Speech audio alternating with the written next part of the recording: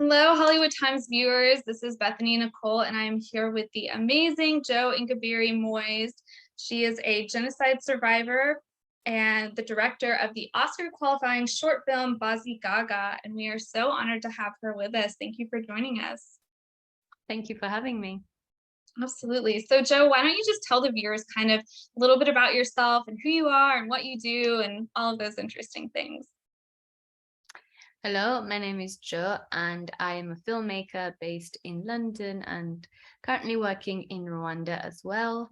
I am the writer and director of the short Bazigaga, as Bethany said. It's Oscar qualified, and it's the story of a sorcerer who saves people in the genocide against the Tutsi in Rwanda. Wow, that's very powerful. So what kind of motivated you or inspired you to create it? What was your driving force, I guess? I made this film in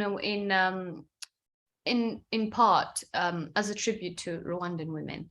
Um, I am a survivor of the genocide against the Tutsi, and in my story, my hero is my mother. And many years ago, I returned to Rwanda after living in the UK for a long time, looking for answers in regards to my family history. And while I was in Kigali, I went to the museum, the Genocide Memory Museum, and I stumbled across the story of Zura Karihumbi. Now, she was a just normal woman in the middle of the country, and when the genocide hit, she decided to save people. And the way she did it was to pretend to be a witch doctor, which sounds crazy, but she had such a reputation. She was just a traditional healer, and people sort of were in awe of her. But when the genocide happened, she ramped up that sort of awe and convinced murderers and convinced armed militia and like hundreds of people that she could curse them if they came to her house. And they were afraid of her that they didn't. And she used that to hide lots of people and save lots of lives. So when I came across this story, I could not believe it.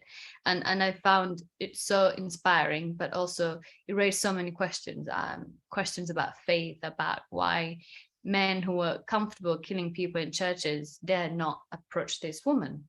And so that's something I wanted to explore. And I really was fascinated by the female perspective of this conflict. And so I put two and two together. I wanted to interview Zula, but unfortunately she passed away before I could. But I was really, really into that story, and I thought I want to do something different, and I still want to honor her. So I made Bazigaga, and it's sort of partly inspired by Zula and partly inspired by my own story. And that's how we came about. Wow, that is so powerful. What a great story behind it. What do you feel like was your greatest challenge in creating the film? Oof, the greatest challenge in terms of making this film was the subject matter. I mean, you can't get away from that.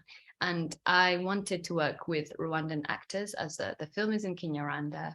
And I was really, really not committed to doing that.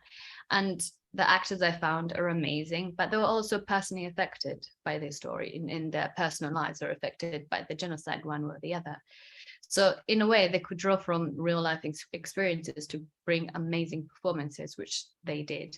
But at the same time, it was asking a lot of them, and it was really difficult to sort of ask your actors to sort of dig deep into that, most traumatic memories, but also find a way of not re-traumatizing them. So that's the very fine line we're treading when we're making the film. And when you're writing this stuff, you have to sort of give a lot of yourself. So I found that really difficult, but it was also cathartic. I think it was something I needed to do as a filmmaker, as a woman, as a Rwandan, to find a redemptive story of my people's history, and also to find a way to live with the past, but also to find just a different way of experiencing that story. And like I said, it's an homage to Rwandan women, and I found that really inspiring. As difficult as the process of making it, I feel like I came out of it a stronger person. And just also doing the research, obviously it's intense, but I came out much more knowledgeable, and I'm really glad that I delved into that. Yeah, that's incredible. I mean, it's almost like within the film, you're seeing it through the eyes of the different actors and actresses, and you're seeing it almost from different perspectives, and you can definitely feel how, powerful their performances are. And I mean, I feel like their backstory really just shines through their characters, and it's just so fascinating to watch that. So it's really interesting that that's the backstory of kind of how you ask them to push themselves, but then also walking that line because you can really feel the power in their performances for sure. Um, Absolutely. so would you feel like that's kind of your greatest also success in creating it was that you were able to bring that forward and look at it from a different perspective and create the homage that it was, or were there other successes too? I mean, the greatest success is making a film like this, right? Because it was a hard sale, and we really struggled for many years to find the funding for it, because it's a story of war. It's a Mhm. story about an African woman in the midst of war, and entirely in Kinyarwanda, and it's a short film. So it's a lot, I think, in terms of selling it, and so making it itself, sort of getting the funding to do it, getting the crew and the cast, and we had the most incredible producers who fought for the film, Boris Menza, especially of Full Dower Films, and they made it happen. But that was the biggest sort of challenge to overcome in many ways, to just make it. But the way we made it, I am really very grateful that we were able to make it the way that I felt was authentic and true to the spirit of the story, by working with the actors that we worked with, and it feels authentic as a Rwandan. And it was really amazing to sit in a theater and watch a film in my own language, and it has lots of subtle hints that as a Rwandan you'll pick up and sort of appreciate. So that also was a great thing to accomplish. Yeah, absolutely. Yeah, that's incredible. So you yourself are a survivor of this genocide. So this happened in 1994. How old were you when this was all going on? I had just turned 5. Okay, so you were very I was young. 5 years old. Yes, I was fairly young. Yes. So what do you feel like your perspective from that age kind of was? Did you have really any concept of what was happening, or was it just kind of chaos? Or I guess what was your experience? I think that age, it's a very it's a very foundational age, I think, in terms of development. Mhm. um, and it's as a result, what happened makes up quite a lot of my first childhood memories. Wow. um, so I do remember a fair bit, as you do. I think in terms of psychology, it works one way or the other. You sort of remember everything, or you just blank out. You don't remember anything. And I Right. think my brain went on the sort of remembering in great detail. Mhm. But I think that works for my personality, because it's helped me process it. Right. It's not a blank wall. That's not something that I've buried deep. So as a Mhm. result, I've able to sort of piece together what's happened. And obviously my mother has helped, because I was so young. It sort of comes to me in dreams. It comes to me in sort of just memories I don't have context for, and I'll speak to her about it, and she'll sort of piece it together and explain what happened, Mhm. which also it's actually quite therapeutic in a way. Yeah. I feel like that was present. It's not something that haunts me in any way. It does, obviously, to an extent, but not in uh, sort of there is a lot of information that I have that I am happy to have. Um, and obviously, as you get older, it's something that I've been able to process with a lot of therapy, as you have to, Mhm. and with the help of family and friends. And the great thing about being in Rwanda is a country that takes commemoration very seriously. Mhm. So you sort of delve into it. It's not something we shy away from. It's something that we, as a country, but as a people, we take sort of great responsibility of working through. Wow. Yeah. So I guess for, viewers, I think especially here in America, our context of the genocide is fairly limited, I would say. I think a lot of people really get their context of it from, the movie Hotel Rwanda, I would say would be what most people really think of.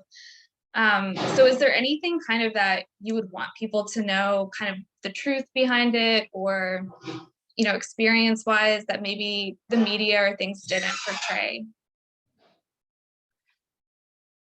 I think for any Rwandan living in Rwanda, Hotel Rwanda is problematic for many, many reasons. That was another thing I wanted to dive into. What do Rwandans think of that? But you can, finish the other question. And then It is a controversial film, Mhm. and made by a controversial personality. Mhm. And I think that's something that's probably a different conversation. But in terms of the film, most Rwandans are not particularly keen on it, because there's lots of questions of its authenticity and the truth contained in it, basically.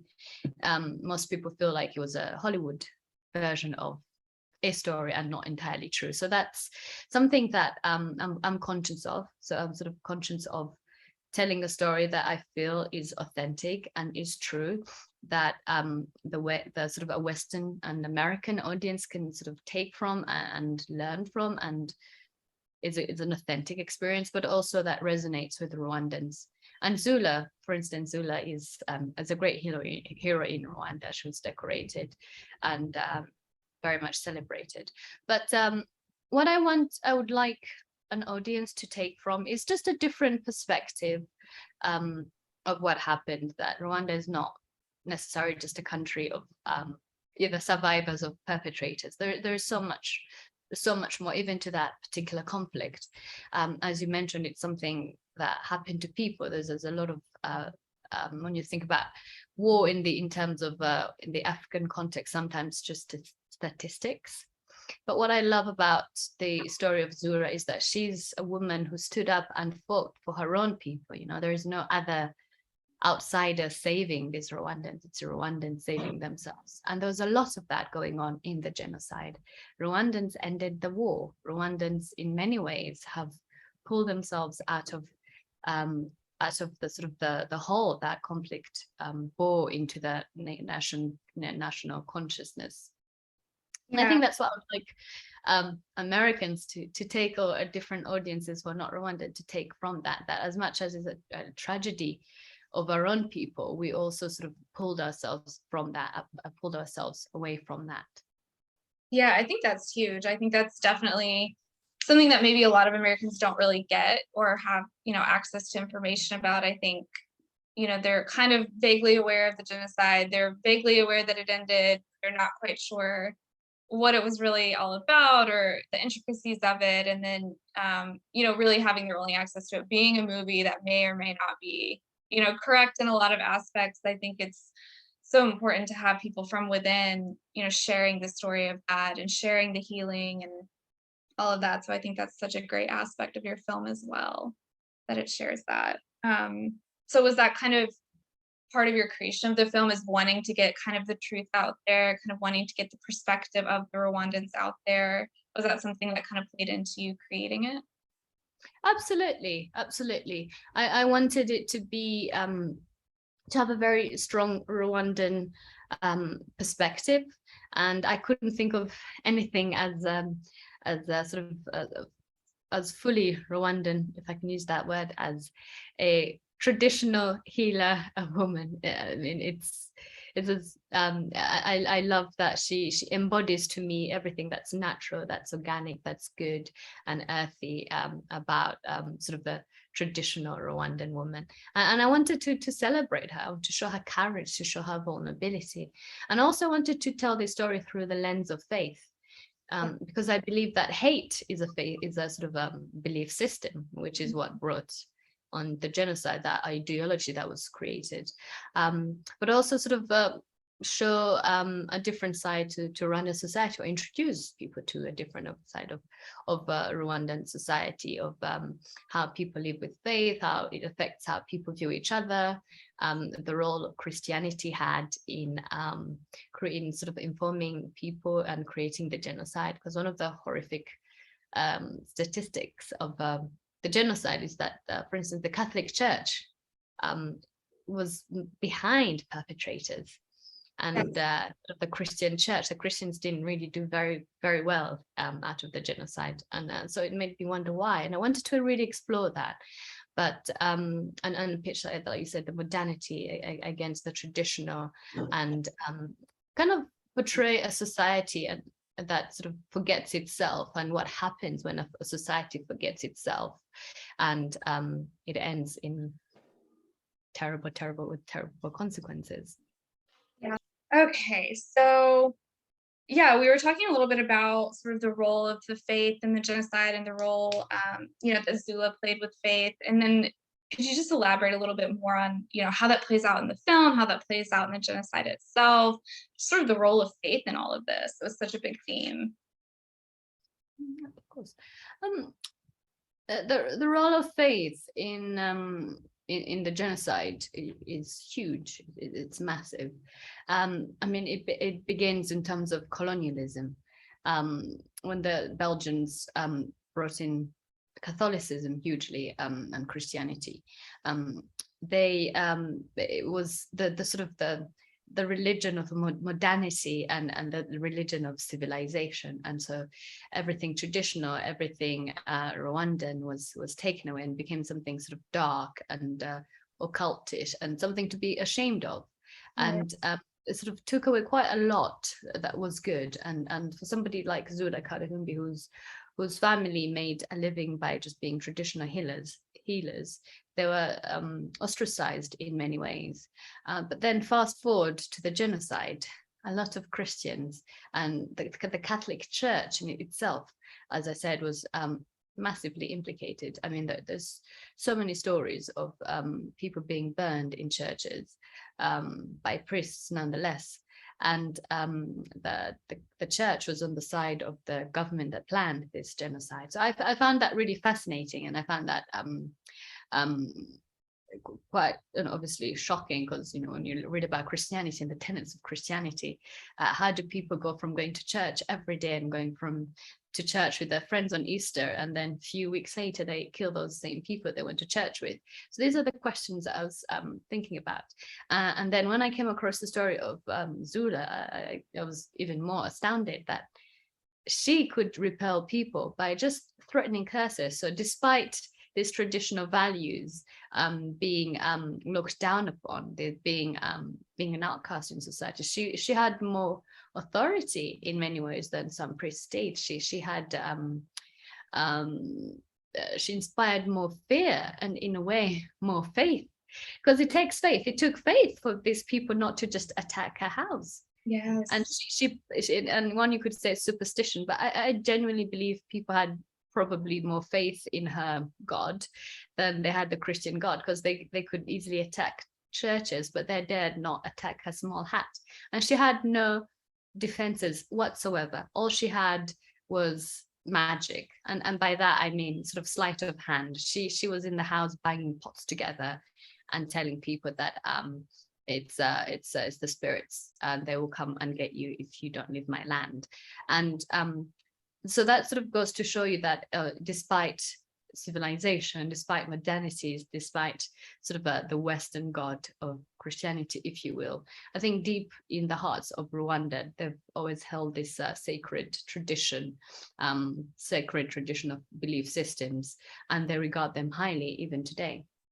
But also it's really interesting, I think, in modern day Rwanda, because faith, and again Christianity in the form of evangelical Christianity, has played a huge role in the efforts of reconciliation.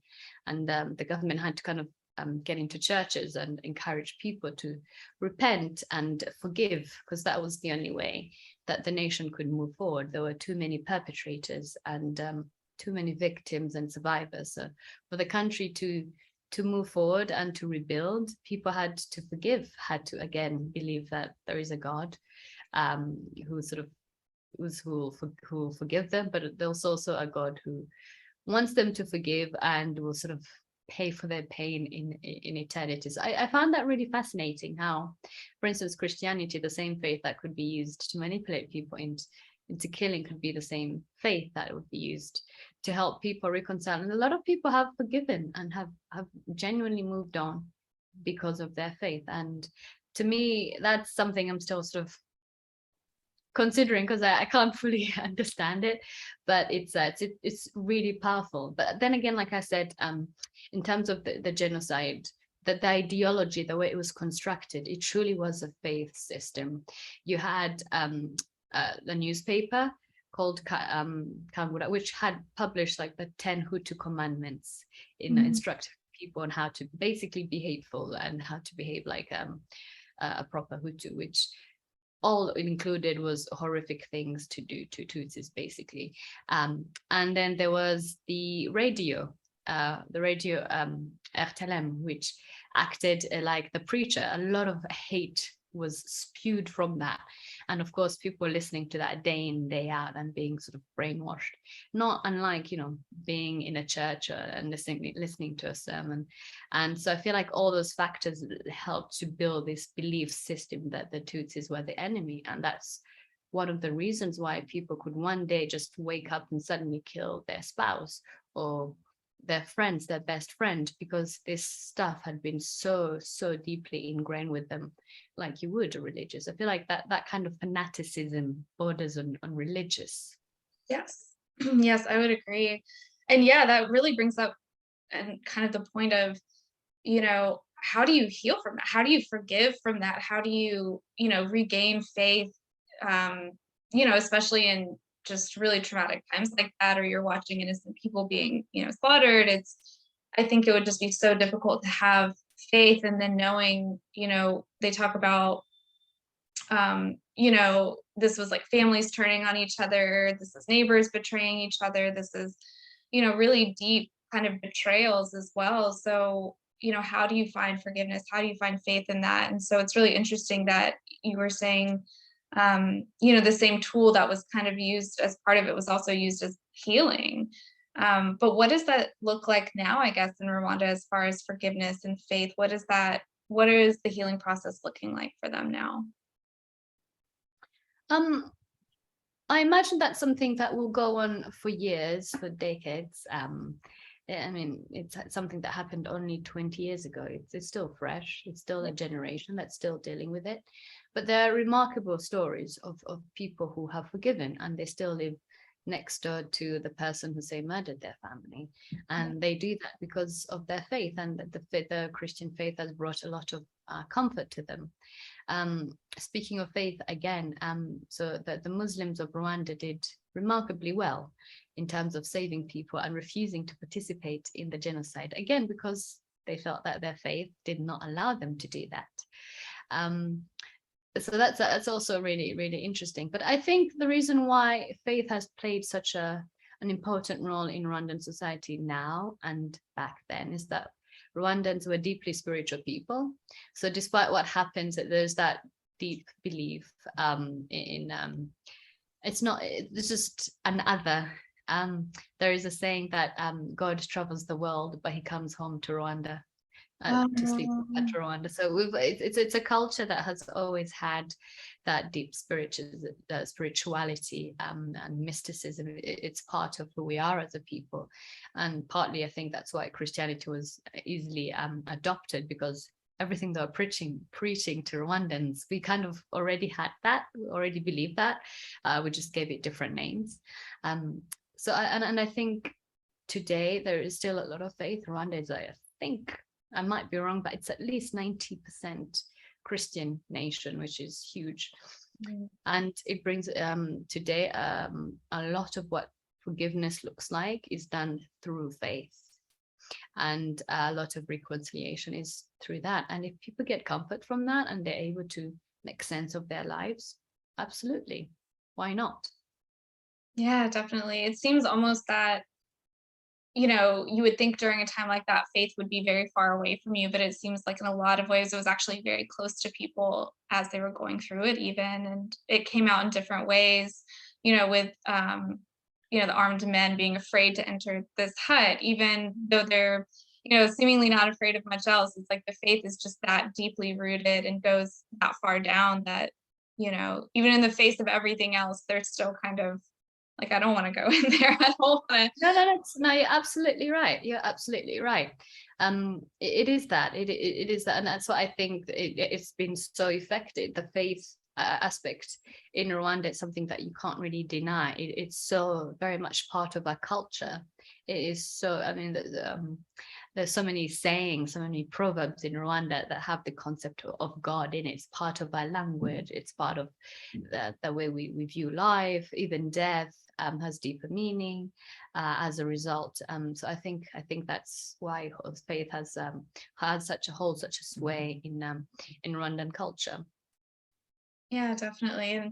And through that faith, kind of the forgiveness and the healing, because, we always hear that without forgiveness, it's hard to move on. But then you have, something as big as this, and you get into almost the question of, are some things unforgivable? Is there a way to do that? And I think it's just so groundbreaking the way that the Rwandan people have kind of been leaders of that, of showing like we can forgive, we can do this, and just the strength I think that would just take to do that. I don't, because I think in our day-to-day lives, someone says something rude to us, we're mad about it for, months, and we're like, we're never going to forgive them. And so to have this just enormous, act of faith and act of forgiveness, I just think it's, just an incredible highlighted piece in your film for sure. And I love that about it. I think, and thank you for that. And I think I am always in awe of that as well, as a Rwandan. There are people I meet whose stories are just phenomenal that I couldn't let you. I can't believe that anyone would forgive such a horrific thing. But I think on the other side of it, it's not necessarily, we understand that hate is not some sort of a demonic possession, because it was something that the genocide was so planned. It was years and years in the making. There was nothing accidental about it. It was meticulously planned.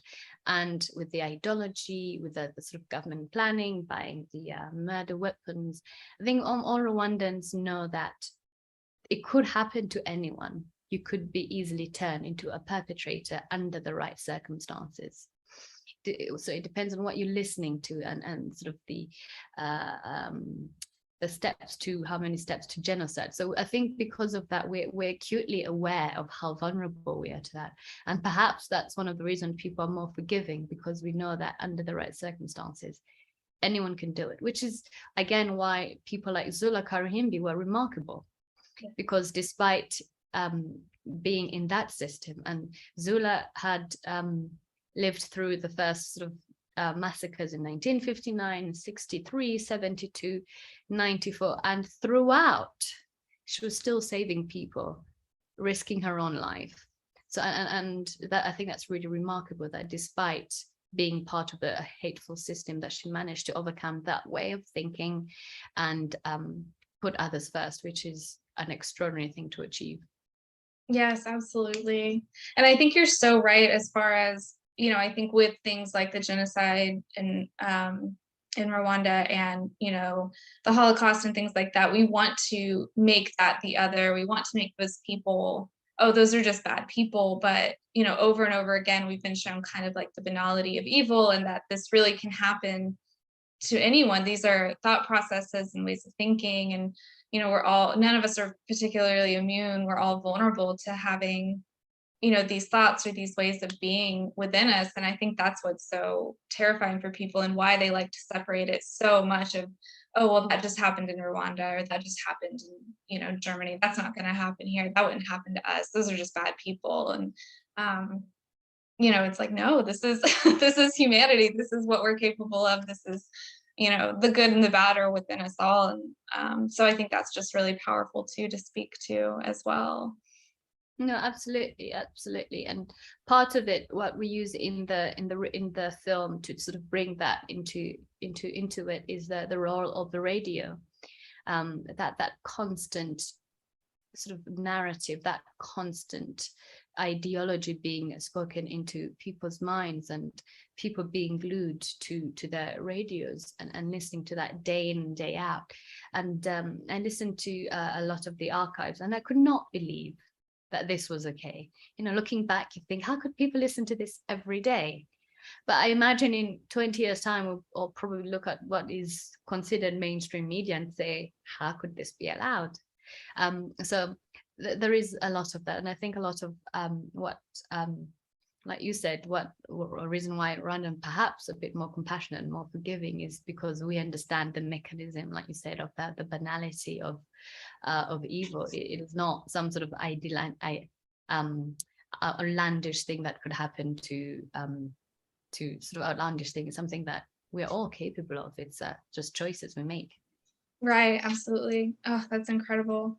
So I guess what would be your main takeaway for people from the film, or, you know, your experience with the genocide, or just kind of anything you would really want the viewers to take away from your story, your interview, your film, all of the things? I think the main thing that I would like people to take away from is just to have, first of all, have a different perspective, and which is have an African female hero. That's something that we don't really see, but I want people to know that such a person exists, and not just in Rwanda, not just 30 years ago. They're among us. They're all over Africa, and there's so many of those stories that we don't really understand and don't really hear of. So to me, it's amazing that people are going to watch that. And also just on sort of in terms of the subject of faith again, it's to me, what making this film, I realized just the insidious sort of insidious messages that come through what we choose to expose ourselves to through media, through associations, just how that can sort of wear away at your humanity, wear away at your tolerance, and you find yourself believing things that you could never believe. I found that really sort of, I hope people sort of take away from that.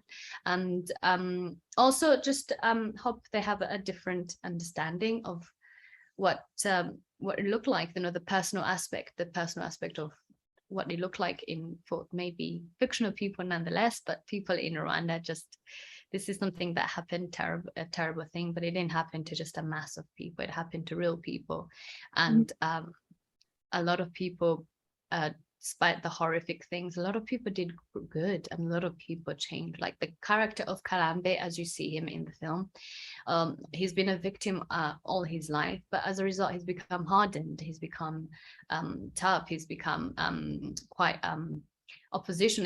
Before the film happens, you get an idea that he's been in the way the oppressor, and this is his moment of being humbled. And the story is really about these people who on opposite sides of society in every single way, that they find that they have common ground despite their sort of perceptions of each other. And I hope that people sort of have an understanding of that, and sort of encouraged to look at people they think are so different to them, because really deep down we're not that different. Even to people we think might be our enemies, there's always something, there's always common humanity between us. Yes, absolutely. And I think something too that really struck me about it was, you know, in the face of something so big, so horrific, just this single person was still able to make such a huge impact. You know, just doing kindnesses, and they're not really, you know, small feats by any means. I mean, she risked her life, but you know, the ability that one person with kindness in her heart can really affect this huge situation, that normally I think people would feel very helpless within. She kind of found a way to stand in her power and take control, and do just an amazing amount of good. I mean, she saved hundreds of lives, and so I thought that was a really powerful takeaway from the film too, for sure. I mean, absolutely, absolutely. And what's remarkable, like you said, is that she was an ordinary person. Mm-hmm. You know, she did not have armies behind her. She did not have any help, really. In the true story, she hardly had anybody helping her, and she did this on her own and in the most ingenious way. She was just playing magic tricks as that, but she used what she had, right? So you don't have to sort of be an extraordinary person to do great good. You just have to try, and you just have to just of, like you said, do one act of kindness can change the world. I believe that. sounds very, very grandiose, but it is true. It's true. This is living proof that it is true. So no, I love that. I think that's great. All right, Joe, well, this has been absolutely amazing. So tell our viewers, where can they find you? What do you have coming up next? I'm sure people are on the edge of their seat to see, what's going to happen with the film and what you have going on otherwise. So is there anything you'd like to share with us? Yes, I am currently developing the future of that, and I'm working on other different projects that sort of set in East Africa and Rwanda. I'm really fascinated by African stories, and I feel like this is the time when we can tell these other stories, and there is an audience for it. So it's really exciting. We do have an Instagram page for the film, so keep up with it. And we're currently going through the festival circuit, so perhaps you can see how the film does. And I'm sure it will be in a theatre near you sometime soon, hopefully, or you can watch it online sometime soon. Yes, amazing. Well, thank you so much for joining us, Joe. This has been incredibly inspirational, and I'm sure our viewers have really loved it as well. So thank you again so much for joining us. Thank you for having me.